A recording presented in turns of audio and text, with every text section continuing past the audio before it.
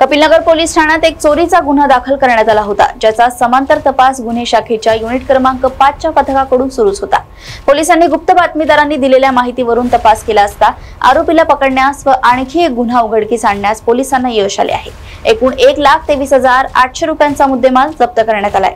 काल दिनांक 13/9/2024 रोजी सायंकाळी आम्ही पेट्रोलिंग करत असताना आमच्या गुप्त बातमीदाराने माहिती दिली की एक इसम याने वाहन चोरी केलेले असून तो मेकोसा बागकडे येणार आहे।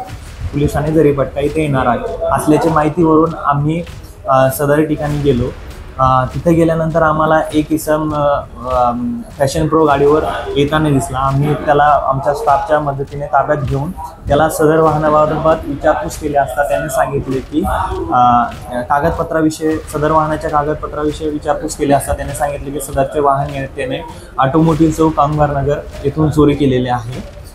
तसेच त्याचे अंग झडती घेतली असता त्याच्या खिशामधून सोन्याचे दागिने मिळून आले। सदर दागिन्याच्या बाबत आम्ही विचारपूस केली असता त्याने सांगितले की सदरचे दागिने हे त्याने शांतीनगर एरियामधून चोरी केलेले आहे।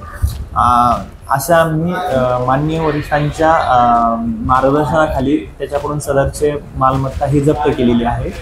सदर मालमत्ता जप्त करून आम्ही पोलीस ठाणे कपिलनगर व पोलीस ठाणे कपिलनगर येथे वाहन चोरीचा गुन्हा तसेच पोलीस ठाणे शांतीनगर येथे घरफोडीचा गुन्हा उघडकीस आणलेला आहे।